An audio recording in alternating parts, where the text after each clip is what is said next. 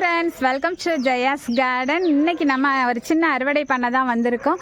நம்ம வீட்டுக்கு இன்றைக்கி தேவையில்லை, சரி திடீர்னு ஞாபகம் வந்துச்சு. நம்ம ஸ்கூலில் வேலை பார்க்குற ஒரு அக்கா வந்து ரொம்ப நாளாக அகத்திக்கீரையும் முருங்கைக்கீரையும் போட்டு சாப்பிட்டா ரொம்ப நல்லாயிருக்கும், அதுவும் நீங்கள் ஆர்கானிக்காக வளர்க்குறீங்களம்மா, கொடுங்க அப்படின்னு கேட்டாங்க.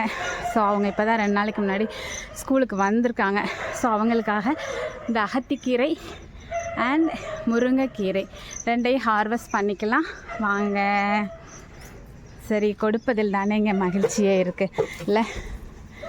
அதனால் இன்றைக்கி அவங்க ஆசைப்பட்டதுனால சச்சோ மழைக்கு அதுக்கும் கிளம்பி வேற வந்திருக்கேன்னா தண்ணியாக விழுது.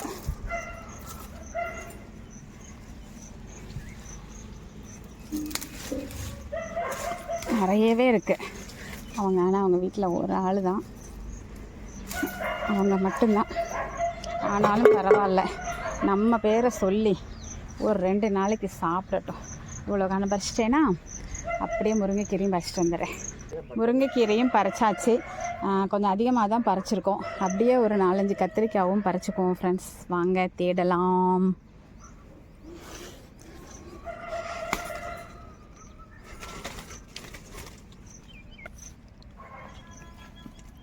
ஒரு 4-5 காய் பறிச்சிக்கலாம். மழை பெஞ்சதுனால அது வந்து அப்படியே தண்ணியாக ஒழுகுது கீரை பறிக்கிறப்ப. அங்கனக்குள்ளே ஒரு 2 கத்திரிக்காய் கிடக்கு.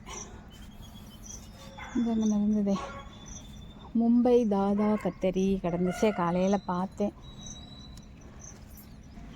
அப்படியே நம்ம வீட்டில் நல்ல பசுமையாக அப்படியே சொட்ட சொட்ட தண்ணியோட அழகாக பசலைக்கீரை இருக்குது.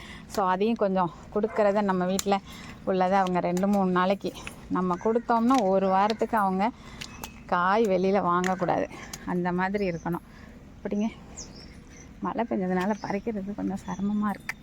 சிரமமாக என்ன, ஸ்கூலுக்கு கிளம்பிட்டு வந்து பறிக்கிறது தண்ணியாக ஒழுகுது. எப்படி இருக்குது பாருங்கள், மழை பெஞ்சாவே அவங்க ரொம்ப ஹாப்பி ஆகிடுறாங்க. இங்கே பாருங்க, பெருசு பெருசாக பாருங்க. என்ன போதாது, போதும், ஒரு ஆள் தான் அவங்க வீட்டில். இங்கே பாருங்கள், இவ்வளோ பறிச்சிருக்கோம் ஃப்ரெண்ட்ஸ். ஓகே ஃப்ரெண்ட்ஸ், 4 கத்திரிக்காய், அதுக்கப்புறம் இவ்வளோ அகத்திக்கீரை, பசலைக்கீரை, முருங்கைக்கீரை எல்லாமே பறிச்சிட்டோம்.